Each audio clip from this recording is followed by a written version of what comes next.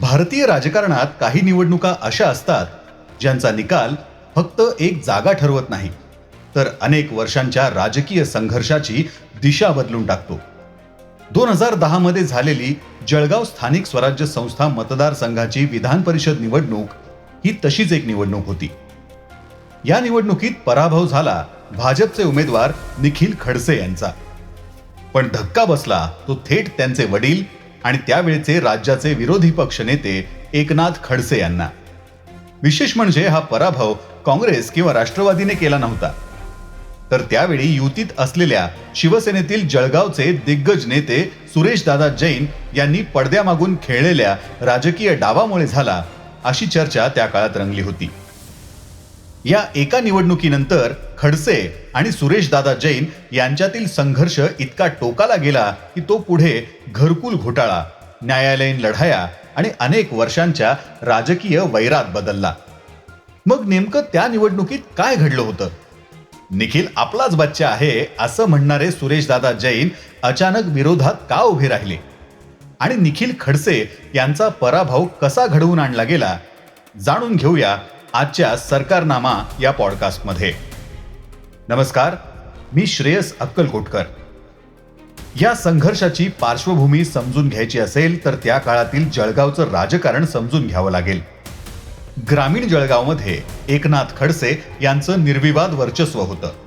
मुक्ताईनगरमधून निवडून येत त्यांनी भाजपला जिल्ह्यात मजबूत केलं.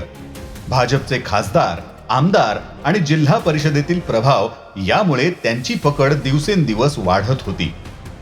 दुसरीकडे जळगाव शहर म्हणजे सुरेशदादा जैन यांचा बालेकिल्ला.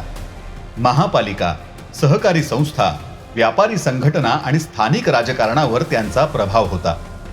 त्यामुळे जिल्ह्यात 2 स्वतंत्र सत्ता केंद्रे तयार झाली होती.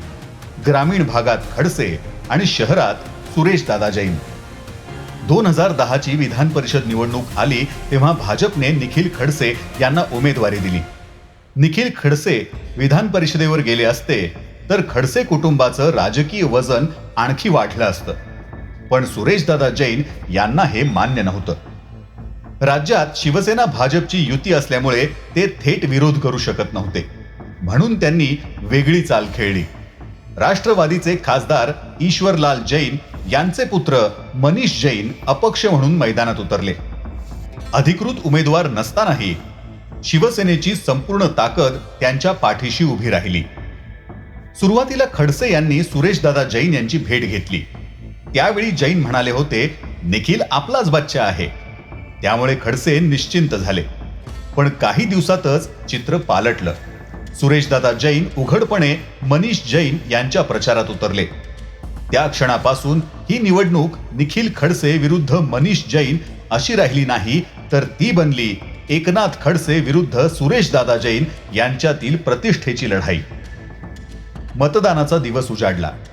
दोन्ही बाजू विजयाचा दावा करत होत्या. एकनाथ खडसे यांना खात्री होती की पक्षीय संख्याबळामुळे निखिल खडसे सहज विजयी होतील, तर दुसरीकडे सुरेशदादा जैन यांनाही आपलं राजकीय गणित अचूक जुळल्याचा विश्वास होता. मतमोजणी सुरू झाली. काही मतपत्रिकांवर विशिष्ट प्रकारचे संकेत आणि आकडे आढळल्यामुळे वाद निर्माण झाला. काही मतपत्रिका बाद झाल्या आणि वैध मतांच्या आधारे विजयासाठीचा कोटा निश्चित करण्यात आला. पहिल्या पसंतीच्या मतांमध्ये अपक्ष मनीष जैन आघाडीवर होते. निखिल खडसे दुसऱ्या क्रमांकावर होते, तर राष्ट्रवादीचे उमेदवार अनिल चौधरी तिसऱ्या स्थानावर राहिले. मात्र कोणालाही विजयासाठी आवश्यक मतसंख्या मिळाली नव्हती. त्यामुळे सगळ्यांच्या नजरा दुसऱ्या पसंतीच्या मतांकडे लागल्या. अनिल चौधरी बाद झाल्यानंतर त्यांच्या मतांची दुसरी पसंती मोजण्यात आली. त्यातून निखिल खडसेंना काही मतांचा फायदा झाला, पण तो अपुरा ठरला.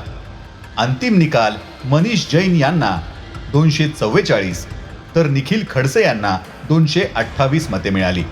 अवघ्या 16 मतांनी निखिल खडसेंचा पराभव झाला.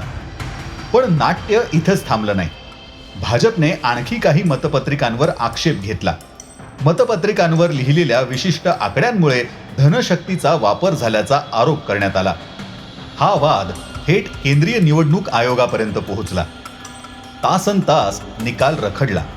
अखेर आयोगाने सर्व हरकती फेटाळून लावल्या आणि मनीष जैन यांच्या विजयावर शिक्कामोर्तब झालं. विजयानंतर मनीष जैन यांनी संपूर्ण श्रेय सुरेशदादा जैन यांनाच दिलं, तर दुसरीकडे एकनाथ खडसेंनी स्पष्ट शब्दात नाराजी व्यक्त केली. राज्यात युती असूनही मित्र पक्षाने साथ दिली नाही असा त्यांचा आरोप होता. त्यांनी हा पराभव धनशक्तीचा विजय असल्याचंही म्हटलं. मात्र सुरेशदादा जैन यांनीही कोणताही आडपडदा न ठेवता भूमिका मांडली.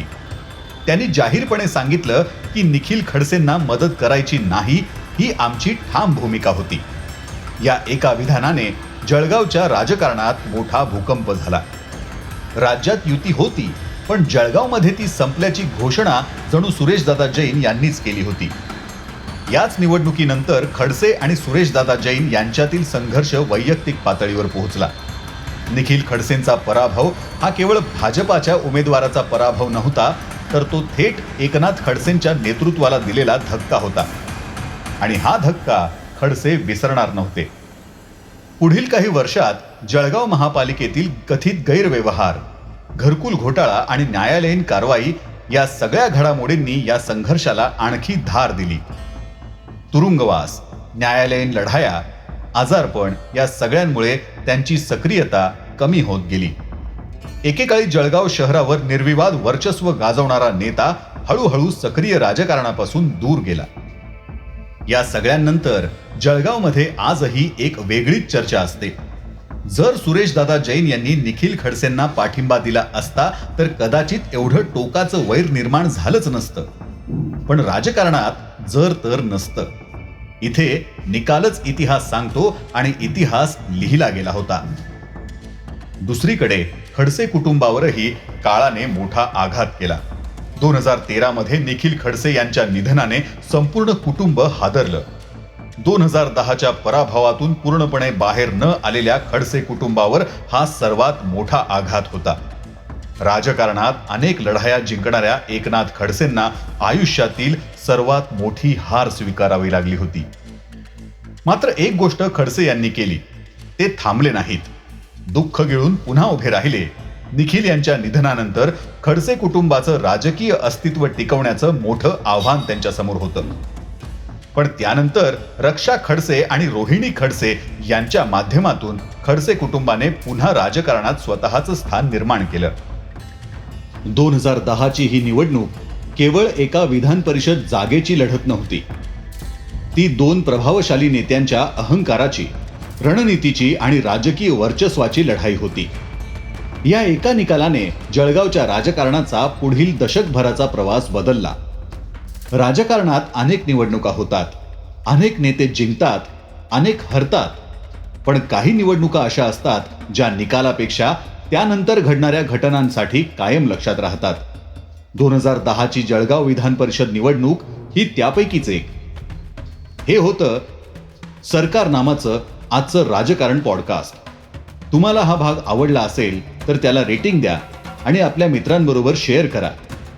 आणि अशाच राजकीय इतिहासाच्या अनोख्या कथा ऐकण्यासाठी सरकारनामा पॉडकास्टला नक्की फॉलो करा. ह्या पॉडकास्टसाठी माहिती संकलन आणि संहिता लेखन केलं होतं गणेश सोनवणे आणि ऋषिकेश नळगुणे यांनी. धन्यवाद.